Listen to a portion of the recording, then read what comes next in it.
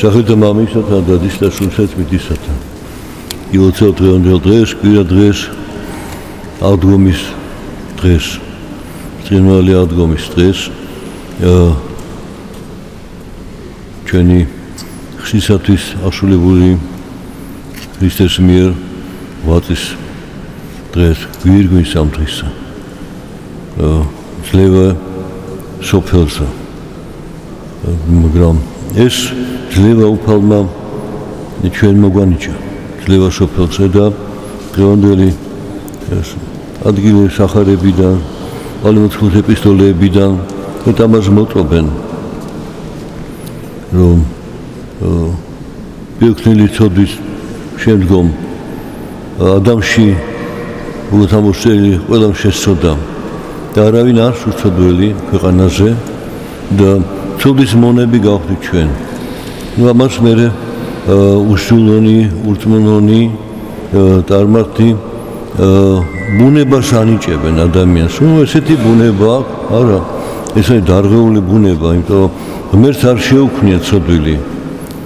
ცოდვა ჩვენ გავითავისეთ ჩვენი ნებით ადამიანის მოდგმამ.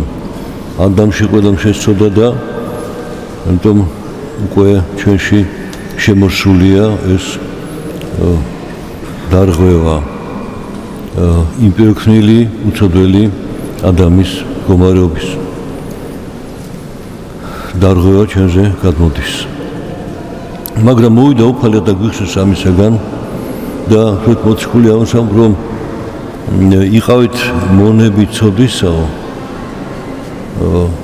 და მონა ერთხელ იყიდიან მონად მერე სუმონობაში არის და აშრობს იმას რაც ბატონი მას უბრძანებს.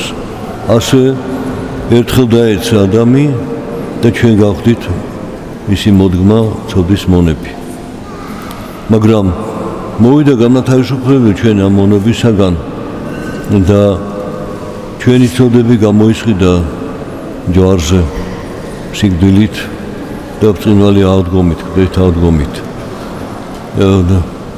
მაგრამ საფუძველი ამისა არის ღვთის სიყვარული და ღვთის მადლი, ღვთის წყალობა, ღვთის სიმართლე და ჭეშმარიტება. იმიტომ მოვიდა უფალი ქვეყანაზე, რომ უფალი უცოდველია და კაცური ბუნება მიიღო უცოდველი, რათა ხელახლა გამოსულიყო ეხლა ეშმაკი. მაშინ ეშმაკი გამოსცა ადამიანი და ადამი დაეცა.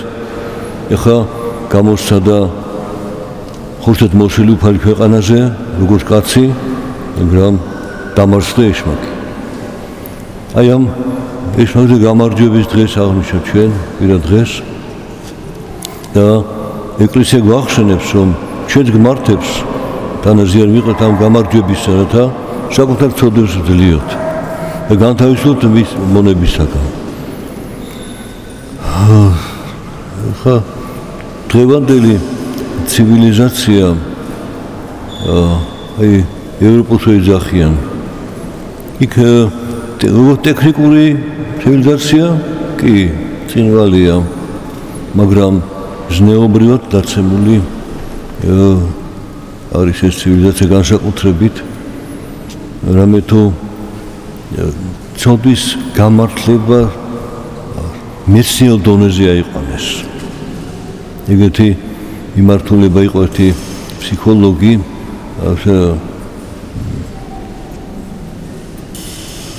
ფროიდი, ზიგმუნდ ფროიდი, მაგრამ თვითონ იყო ადამიანი, როგორ ვთქვათ,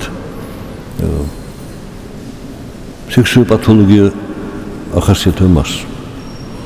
და ამ დაცემული გონებით თავისი ლოგიკით ასაბუთებდა ცოდვის ბუნებრიობას და პირ დამორჩილებას და თვითონაც მისდევდა ამას, არა მარტო სიტყვით და თავის წიგნებით ამას აუწყდა, თვითონაც ესე ცხოვრობდა.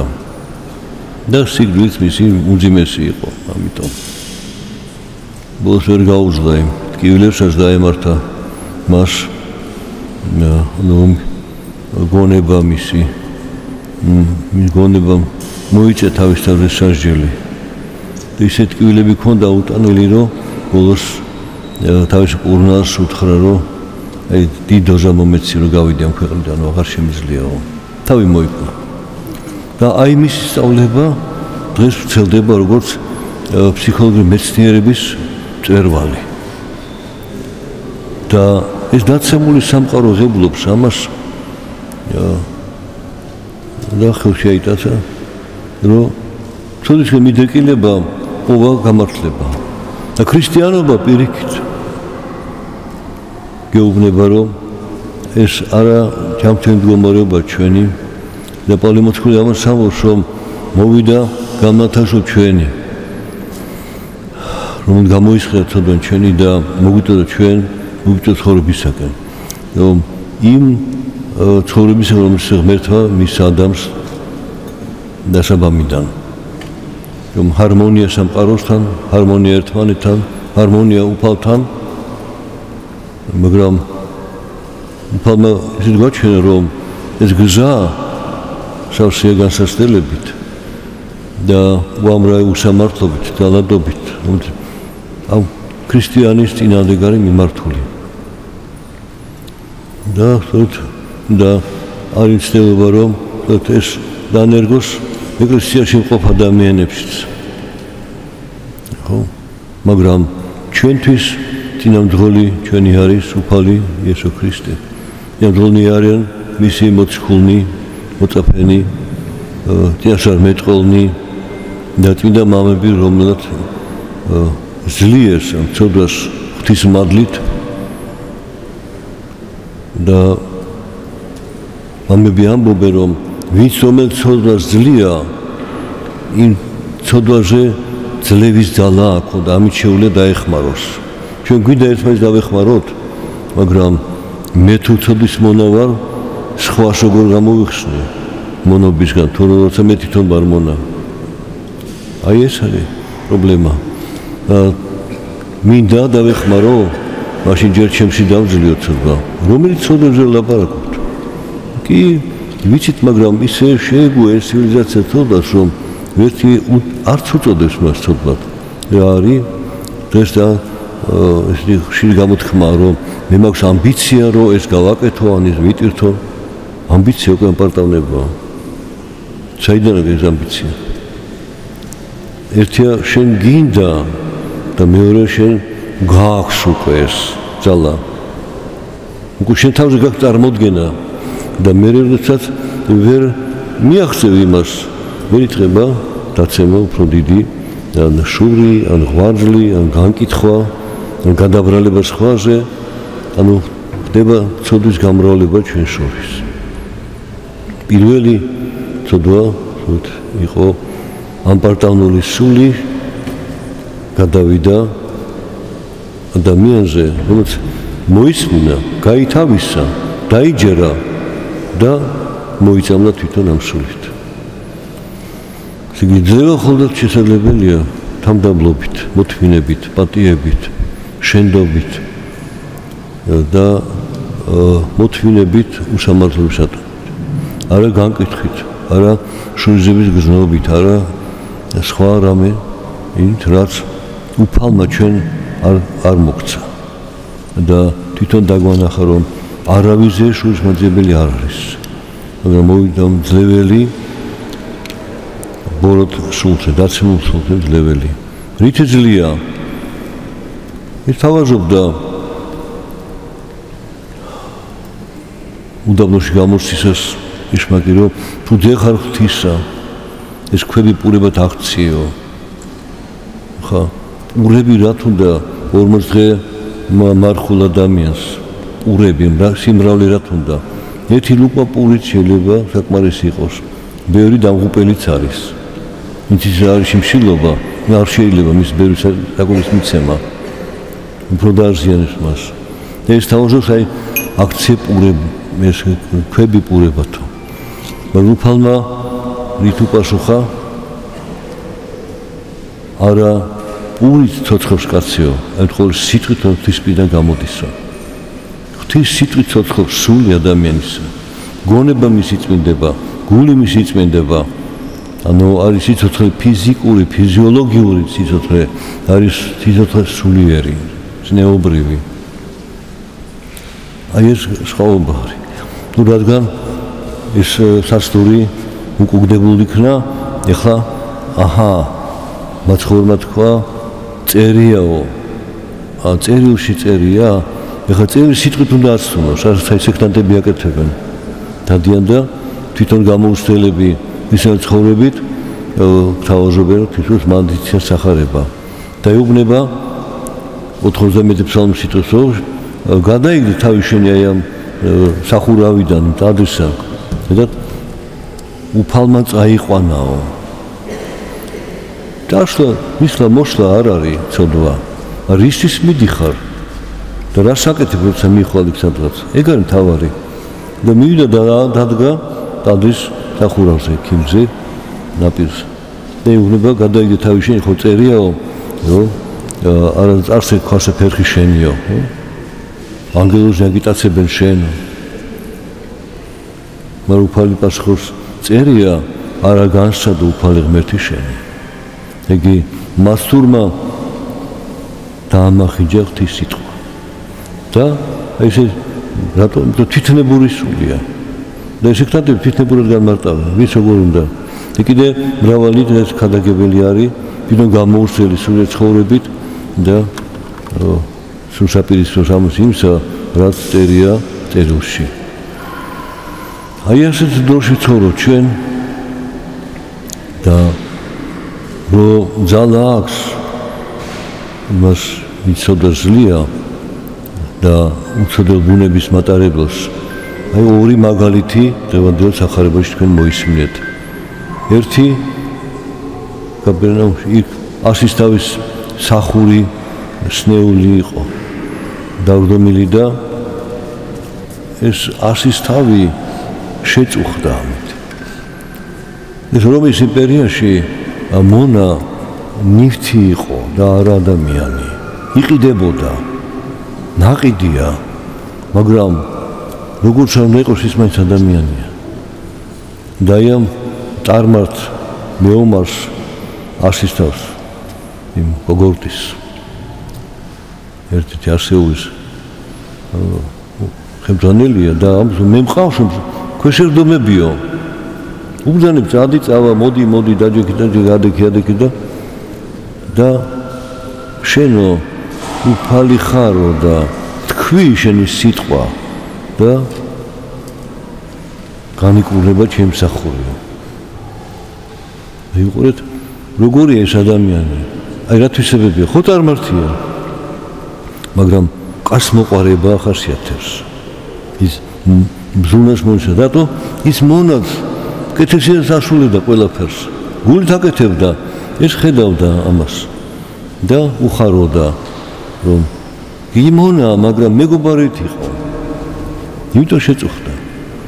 და თვითონ მაშინ გაიღვიძა სინდისმა, ნამუსმა და იმ სიყვარულმა ადამიანის მიმართ, რომ მისი ღირსების მიმართ, რაც ღვთისაგან მოძებული ადამიანს. აი ეს გმართებს შენ ეს თვისება იყო და ამას ეუბნეო, მაცხოვრო არ ვარ ღირსიო, ჩემ სახში შემოხვიდეო. რატო არ ვარ ღირსიო? იმიტომ მე ხო წარმართი ვარო და თქვენთვის აკრძალულია წარმართის სახში შესვლა. ეს დაბილწვას ნიშნავსო.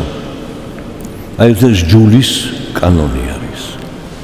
მაგრამ უფალი მოვიდა ჯულზე აღმატებული ჭეშმარიტი რწმენა არის. რწმენა, რომელშიც არის სიყვარული, წყალობა, დამდაბლობა, სიწმინდე. რაც უფალმა ჩემოუცა. აი ეს ჩვენი რწმენა არის მაცხოვნებელი. თუმცა ამ რწმენით, ჭეშმარიტი რწმენით გამოუხსნა ჩვენ უფალმა და დავანახა, რომ ამ ასისთავს წარმართს როგორი რწმენა აქვსო. თელ ისრაელში არ მინახავს ეს რწმენა. და თურმე რომელ რწმენაზეა ლაპარაკი? არა კანონის მიღებაზე დაწერილ, არა. ის საჭიროა და პირდაპირ მოთქმული ამოს, პავლე მოთქმული რომ ჯული მოცემული იყო ქრისტესთან მოსაყვანათო.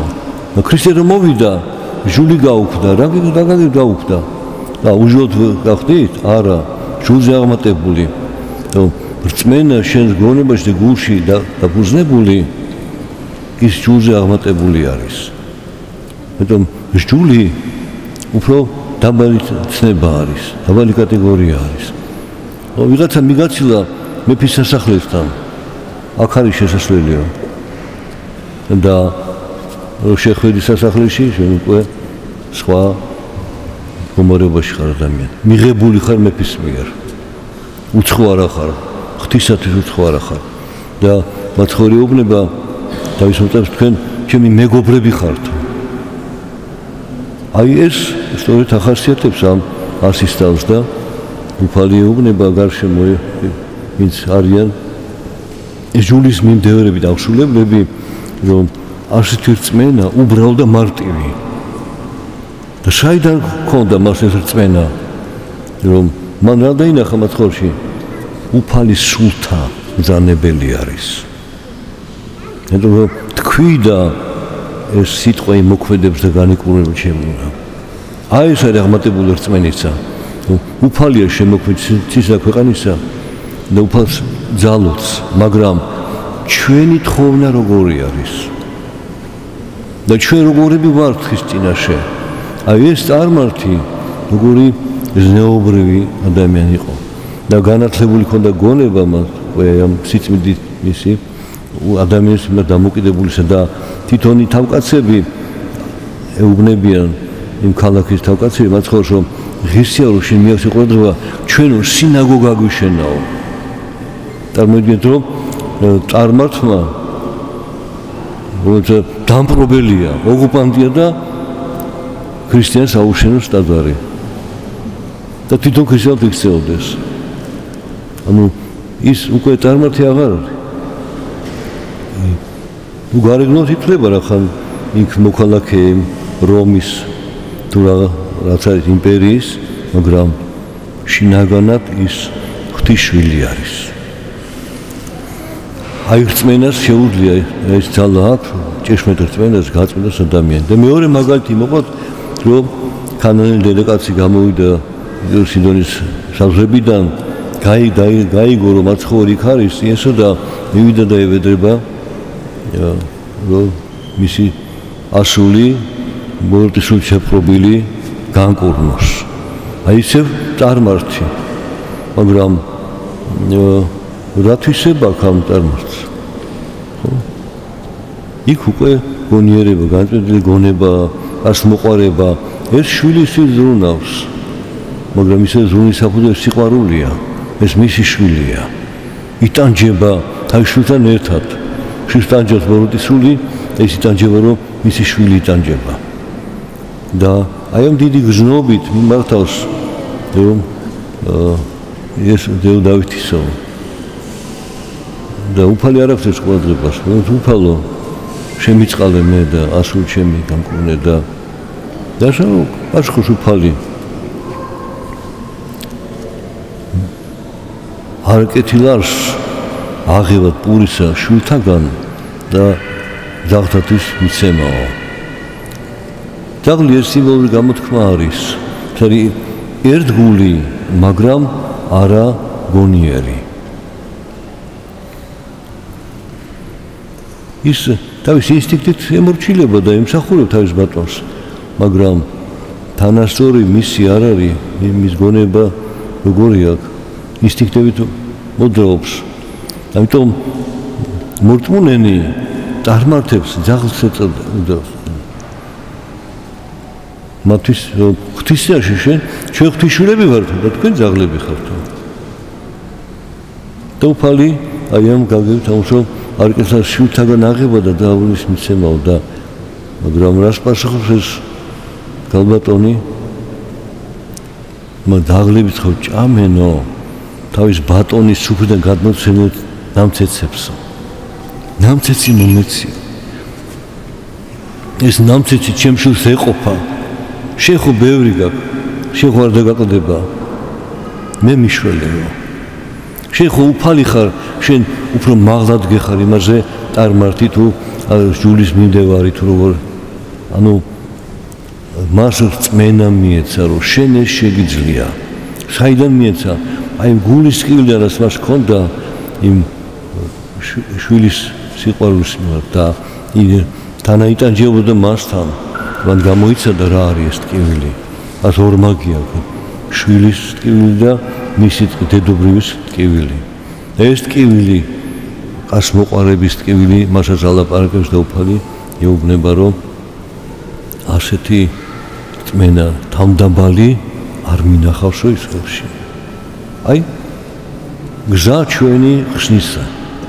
ეუბნება, რომ თუ შენ ამ თვისებებს ატარებ შენ გულში და გონებაში, მაშინ რწმენაც გენიჭება შენ ჭეშმარიტია. რომელიც რწმენა ღვთისშემეცნების რწმენა. ფეტიშიზმი კი არა, რომ გააფეტიში ისე ეს არა. ცოცხალი ღმერთის მიერ ცოცხალი რწმენა გენიჭება შენ ღვთის მადლით. აი ამის ის არის ეკლესია, ამიტომ არის ამდენი წმინდანი ეკლესიაში წმინდა ნაწილები და ჩვენ მთელი გულით უფალ შევიყვაროთ და ვიყოთ თანდაბალნი, მორჩილნი და სახურნი მისი, მაგრამ კაცმოყვარენი, სტუმართმოყვარენი. აი უფალი მოგვიწოდებს ამაღლებისაკენ, მოგვიწოდებს რომ ვემსგავსოთ უფალს. ქრისტე შექმნა ხატებისა და მსგავსების სამებრმისა. მსგავსება დაზიანდა თოდი დაცემით და მოვიდა თუნდაც ხსნელი ჩვენი მაცხოვარი იესო ქრისტე. და მოგვიწოდა ჩვენ და აი დღევანდელი ეს ორი ადგილის ახარებიდან გაჩვენებს, რომ ჩვენ გაწარმართებულ სამყაროში ცხოვრობთ. ნუ ბოლშევიკი რეჟიმი იყო, იმ დასავლეთი მდგომარეობა სულიერი. ერთ-ერთი კონფერენცია იყო, სადაც 1993 წელი იყო თესალონიკში და მართლაც ქვეყნებიდან იყო დელეგაციები, მე მომიწია იქ ყოფნა და იყო წარმოდგენილი ევროსაბჭოს, ევროპარლამენტის, ნუ დაახლოებით ეს ერთი სტრუქტურაა და მან თქვა ჩვენო ამ დასავლეთი ტექნიკურად ძალიან განვითარდითო, წინავარდო, გამდიდრდითო, მაგრამ ჩვენ გზნობ, რომ ზნეობრივ კრიზისში ვართ ჩვენო. თქვენო ეს აღმოსავლეთიო, კი გიჭერთო, ღარიბები ხართო, არ გაქვთ ეს განვითარება ეს, მაგრამ თქვენ გაქვთ ეს სულიერი კულტურაო. და სულ ჩვენზე წინა ხართო. ამიტომ მოდითო ვითანამშრომლთო ჩვენ ამ ტექნიკას სიმდიდრეში მოვიტანთ თქვენ და თქვენგან ვისწავლოთ სულიერებაო. საცდური როგორი დაგვიგესო? ჩვენ გიყიდით თქვენ და თქვენ რას ვიყიდით არაფერს. ის რჩება ისევ მინდობილი აი ამ სიმდიდრეს და იმპარტავნის სულთ, რომ ის არის ცივილიზაციის ცენტრი. მისგან მოდის ყველაფერი. და ცივილიზაციები იყო ისტორიის მანძილზე და ჩვენ ქრისტიანული ცივილიზაცია გვაქვს. იმათ ეს ცივილიზაცია გადაკარგეს. იმიტომ რომ ამჯობინეს ის ტექნიკური განვითარება და სოფლიოში წინამძღოლობა სხვა ერების და ქვეყნების და სახელმწიფოების. ანუ ამპარტავნულმა სულმა იჩინა თავი იქ მეტად. აი კი ჰუმანიზმზე საუბრობენ, მაგრამ რატომღაც ეს ჰუმანიზმი პოლიტიზირებული აზროვნებით არის გაჟღენთილი. დავეხმარე იმას, ვით მე მემორჩილება. სხვას არ დავეხმარებ. და ის დახმარება შეიძლება მე მას მივცე, შეიძლება მე უფრო მჭირდება, იმიტომ მე უფრო გამდიდრდები და ის გაჭირებულია იყოს გაჭირებაში. აი არის ესეთი ლოგიკა. რატოა ქვეყნები, სადაც შიმშილობა დაუძრეველი დარჩა დღესაც. ესეთი პრობლემა არის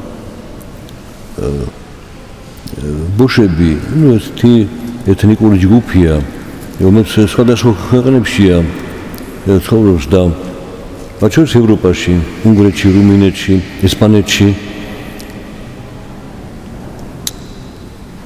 და ცნობილი მილიარდერი სოროსი რო არის მან მიმართა ამ ევროსაბჭოს რომ შეიმუშეთ პროგრამა რომ ესენი ჩვენ ცივილიზაციის წევრები გახდნენო როგორ დადიანო როგორ აცვიათო როგორ ხუხულებში ცხოვრობენ როგორ მოგზაურობენო იქო კრიმინალი არის მოკლედ და მე დიდ თანხას გამოყოფნო თქვენ შემუშეთ პროგრამა და ცივილიზაციის თანამონაწილე გახადოთ ეს ბოშებია. გავიდა წლები, ეს მილიონები დაიხარჯა. შეისწავლეს ისტორია ბოშების, მათი ქცევები, კულტურა, მათ მაშინ რუმინეთში სხვანაირი, უნგრეთში სხვანაირია, ესპანეთში სხვანაირია. აქეთ საბჭოთა კავშირი რო იყო, აქაც იყო ბოშები. მაგრამ აღმოჩნდა რომ აქ უფრო ცივილიზებული იყვნენ. ბოშების თეატრი შეიქმნა ერთი კარმენ ერქვა. მოცეკვავე მომღერლები იყვნენ და ცივილიზებად ცხოვრობდნენ დედაქალაქში. და როცა დამთავრდა ეს პროგრამა, სოროსმა მოიკითხა შედეგი რა არისო? როგორც იყო ისე დარჩენო. კი მაგრამ იმ საბჭოთა კავშირში უფრო მაღალდონეს მიაღწიესო და მეამდენი ფული მოგეციდა და არაფერი მოხდა რატომ კონფერენციები, გამოცემები, ვიზიტები ფული დაიხარჯა თურმე, კომფორტი დაიხარჯა. მოგზაურობები სადაც ეს კონფერენცია იკრიბება, სადაც ეს ელიტარულ ადგილებში, საკურორტო ადგილებია, ეგზოტიკურ ადგილებშია ხოლმე, სადაც უფრო ძვირიანია. აი ეს არის რომ მათ ბოშები კი არიან რომ ბოშები გახდა საშუალება კიდევ ერთხელ ასეთი დასასვენებლისა და გასვლის და ურთიერთობის და ერთმანეთთან რომ აი ისინი ცივილიზებული ხალხი არიან. ის უფრო მაღალი დონის ხალხი არის. ესენი მათი თავის პრობლემებს რომ გადაწყვეტენ. და ამიტომ ჩვენ ვხედავთ ამ მაგალითებს სამწუხაროდ და ვამბობ რომ იქ სადაც ტოლვა სიმდიდისკენ და სადაც გემოთ მოყარება თუ ნაყროვანება თუ სხვა კიდე ცოტები ვნებების დაკმაყოფილება ხდება ნორმად იქ უფალი აღარ არის და იმათ გული არ შესტკივათ გაჭირებულშის მოვთიქრომ რა სარგებელი ექნება თუ რაღაცას გააუკეთებს და იქიდან მას ასარგებელი ექნება ანუ პრაგმატული აზროვნება რაციონალისტური აზროვნება შემოვიდა და უფალი გოჩენებს აი ამ ორ მაგალითზე ამ ასისტავსე და იმ ქალ დედაკაცზე რომ ეს კაცმოყარე იყო ის შვილის სიყვარულის გამო კაცმოყარე ისიც ეს კაცმოყარე მაგრამ სხვადასხვა სახისა კაცმოყარეობა მაგრამ ორივე ღვთის წინაშე არის ღირსეული იმისა რომ უფალი შეეწევს მას მეტყვი მართებს რომ ჩვენ რომელსაც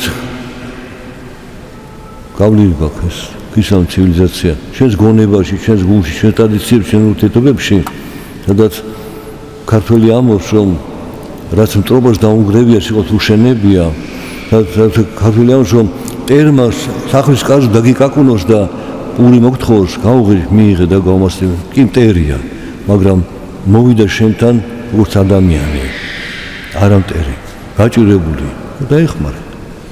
აი და ის რომაელი არ იყო იუდეველის მტერი, ოკუპანტი, დამპყრობელი, მაგრამ ხედავ თურმე მასაც გააჩნია ღირსება და შეიძლება მასთან ურთიერთობა და მოწყალების გაცემა მისაც შეიძლება. აი ეს სიდიადე ამ ადამიანის სიყვარულისა, მოწყალებისა, გასმოყარებისა ამდენად ღირსეული ღვთის წინაშე. და ამაზე ვიფიქროთ ჩვენ ეს ტრადიცია, ცევად, ნორმად ქონდა საუკუნის მანძილზე. ამიტომაც უფალმა ჩვენ გადაგვარჩინა, მოგვიყვანა ჩვენ დღემდე და დღესაც ჩვენ შორის არის მადლი უფლისა ჩვენი იესო ქრისტესი. საცხალ ჩვენ და ჩვენი მომთაობისა და მეორე მოსვლამდე ჩვენი დიდებისა. ამინ.